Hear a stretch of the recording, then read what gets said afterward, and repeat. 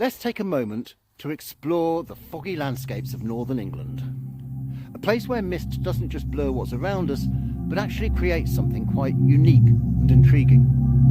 These fog-filled areas are seen as liminal spaces, which means they exist on the edge between the natural world we know and something more mysterious, almost supernatural. For centuries, fog in this region has played a big role in local folklore, influencing stories and legends passed down through generations. By looking at how fog serves as a kind of bridge between reality and the spirit world, we can better understand the rich culture and mystery that fog brings to northern England. The climate and geography of northern England, especially in the Yorkshire Moors, Lake District and the Pennines, naturally encourages thick, rolling fog. This fog often hangs over the hills and valleys and moorlands, creating an atmosphere that is more than just weather. It becomes a symbol of change and uncertainty. The mist softens and hides the familiar shapes of the landscape, turning fields, forests and ancient stone paths into places that feel almost enchanted or otherworldly. In local stories, fog marks a boundary, a place where everyday life seems to slip away and something extraordinary might appear.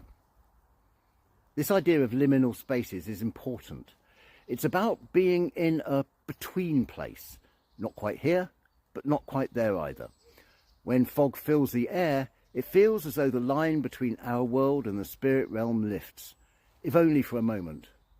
That's why so many northern English folk tales have fog as a backdrop for encounters with ghosts or mysterious creatures. The mist serves as a doorway to a different reality, a place where normal rules don't always apply and magical beings can emerge. One well-known figure connected to these foggy tales is the White Lady.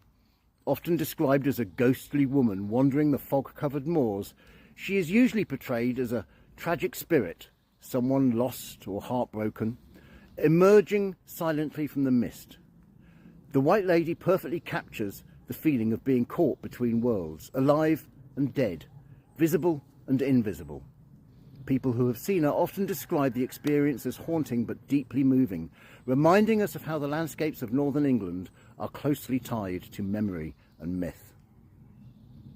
Another set of intriguing stories comes from Northumberland, where people tell of fog beasts or shadowy shapes materialising out of the mist. These creatures seem neither fully animal nor spirit, existing in a strange in-between-like state, like the fog itself.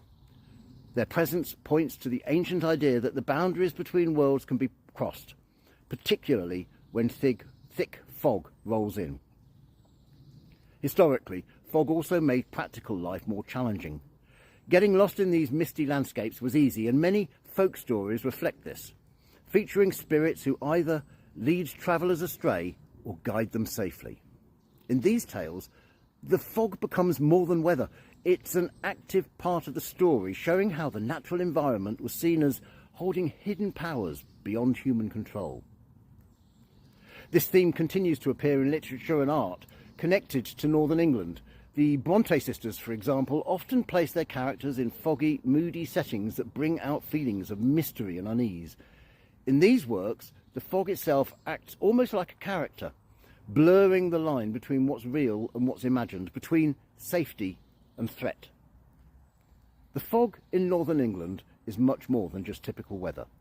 It creates these special liminal spaces, thresholds where the real world touches the unknown.